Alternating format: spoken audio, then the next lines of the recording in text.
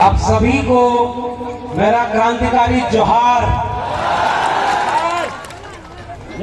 मैं दिल्ली से चलकर आया हूं, लेकिन ये बड़ी बात नहीं है। बड़ी बात ये है कि मैं आदिवासी परिवार के बीच में आकर के महसूस कर रहा हूं कि मैं अपने ही परिवार से मिलने चला आया। और सच बात यह है कि उस दिल्ली का क्या गुणगान करना जो 150 लोग संविधान को तोड़ने के लिए आंदोलन करें तो पूरे देश में चर्चा होती है, और यहाँ हजारों लोग इस मुल्क के आदिवासी इस संविधान को बचाने के लिए एकजुट हैं। उस दिल्ली को सुनाई नहीं देता है, हम उसे सुनाने के लिए यहाँ आए। और मैं सबसे पहले आप सभी लोगों की इस एकता को, आपकी लड़ाई को सलाम करता हूं। और ये लड़ाई तो कोई आज की नहीं है।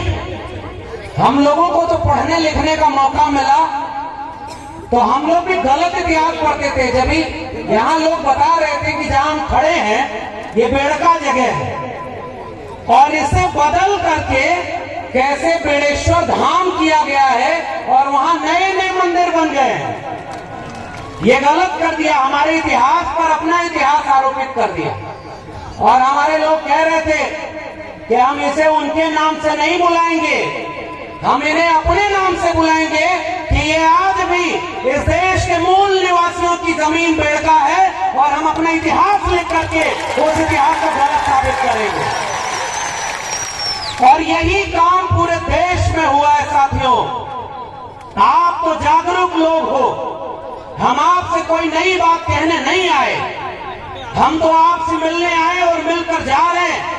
अभी देखा कई किलोमीटर तक लोग अभी पैदल चले आ रहे हैं, अपने पैसे से आ रहे हैं। ये बस में ट्रक में भरकर लाई गई पैसा देकर भीड़ नहीं है, ये अपने वजूद के लिए आई भीड़ है। तो हमारे पास तो ये बात ये मौका है, भंवर जी और तमाम लोगों ने ये मौका दिया कि हम आपसे हिम्मत लेकर जा रहे हैं। और जितनी भी कोशिश हमारी है दिल्ली में खड़े होकर ये बात कहेंगे और लड़ेंगे कि संविधान विरोधी तमाम लोग, यह बात आप खोलकर देख लो कि इस मुल्क के SC, ST, OBC संविधान को मानने वाले अब एकजुट हो गए हैं और तुम्हें देश को बर्बाद नहीं करने देंगे। तो पहली बात यही कि साथियों एकजुट होने का वक्त है। मैं तो आदिवासी समाज से आता भी नहीं, मैं तो OBC समाज से आता हूं। OBC मतलब जानते हैं, और मुझे पता चला है कि इस कार्यक्रम में ढेर सारे OBC भी आए हुए हैं। और आपके बारे में तो हमें भी 2 साल पहले पता चल गया था कि जिन आदिवासियों को वनवासी करके तोड़ने की कोशिश हो रही थी, 7-8 साल पहले उस आदिवासी परिवार ने एकजुट होकर सबको जोड़ने की कोशिश कर ली और आपने क्रांति कर दी है भाई। मैं आपको सलाम कर रहा हूं। अपने दोस्त को दुनिया का दूसरा अमीर आदमी बना दिया और पूरे देश को नीलाम कर दिया है। ऐसे वक्त में हम खड़े हैं, तो मैं तो ऐसे क्रांतिकारी लोगों को सलाम कर रहा हूं।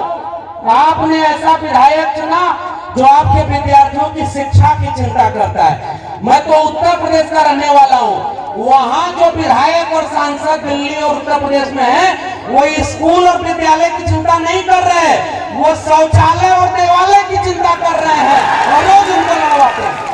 अब एक बात बताओ, आप इस मुल्क के मूल निवासी कौन? ये हम लोग हैं ना।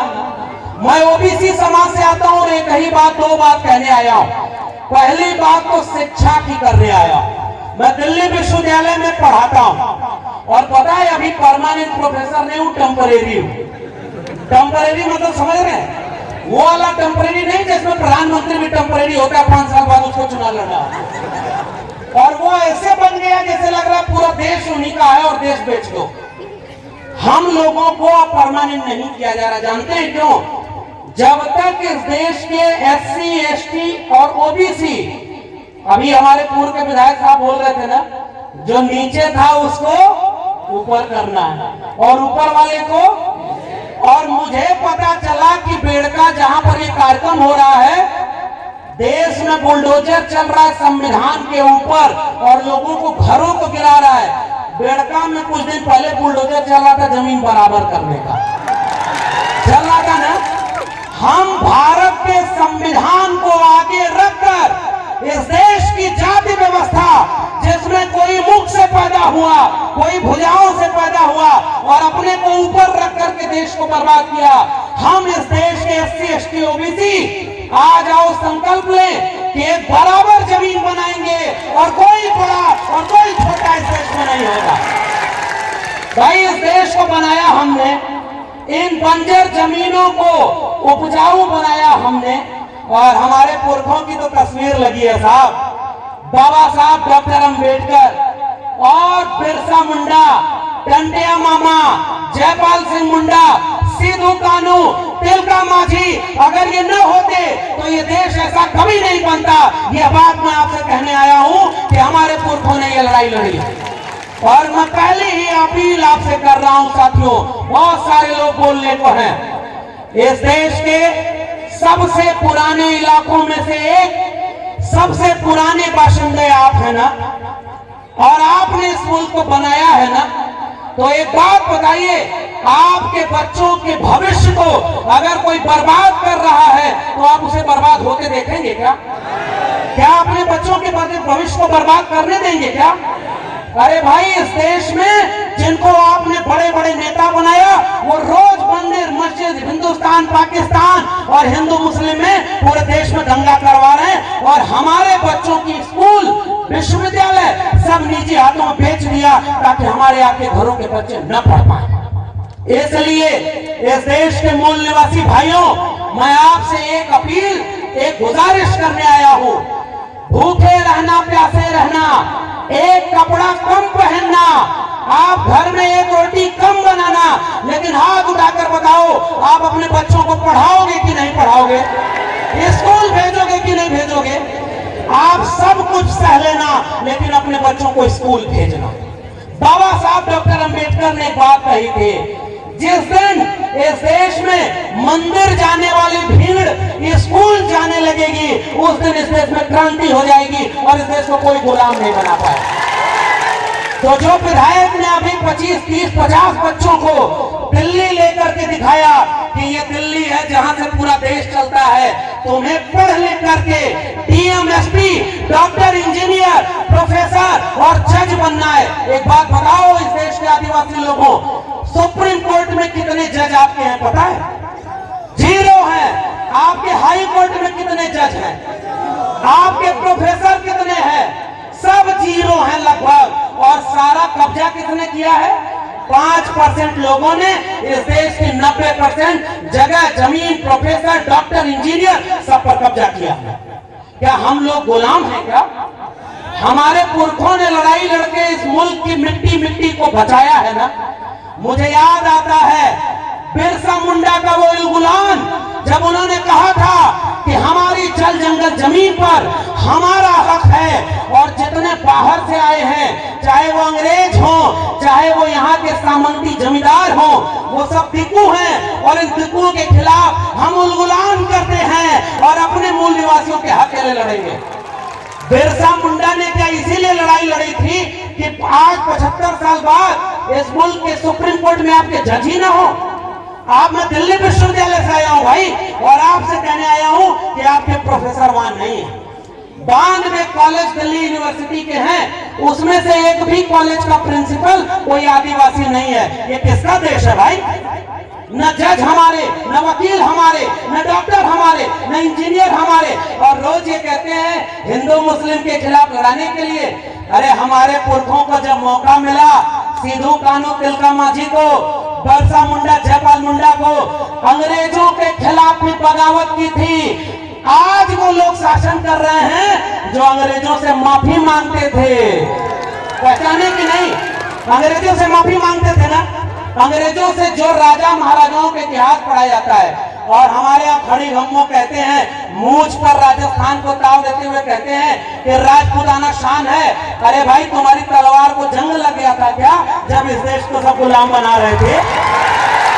और आज तुम झूठा इतिहास पढ़ाते हो केवल राजपूताना रेकेश का अगर इस देश के मूल निवासी न होते तो यह भारत हमेशा गुलाम बना रहता। हमने लड़ करके इस मुल्क को आजाद बनाया और इसलिए मैं आपसे केवल गुजारिश कर रहा हूं, एक तो ये बात मानकर चलो, आप बताओ आपके सरकारी स्कूल बर्बाद हो गए कि बचे? बर्बाद हो गए कि नहीं? आपके सरकारी स्कूल में मास्टर जितने होने चाहिए उतने हैं क्या? वहां बिल्डिंग है क्या? वहां पानी शौचालय है क्या? स्कूल बर्बाद कर दिया, पढ़ाई खत्म। जब पढ़ाई खत्म हो जाएगी तो बिरसा मुंडा को पढ़ेगा कौन? सिद्धू कान्हू को पढ़ेगा कौन? और भारत के संविधान को कौन पढ़ेगा? और जब आपके बच्चे पढ़ेंगे नहीं ना, तो कल को बेड़का धाम को कोई बड़ेश्वर धाम बना देगा और हम आप कुछ नहीं कर पाएंगे। शिक्षा अगर नहीं मिली तो हमारी पीढ़ियां गुलाम पैदा होंगी।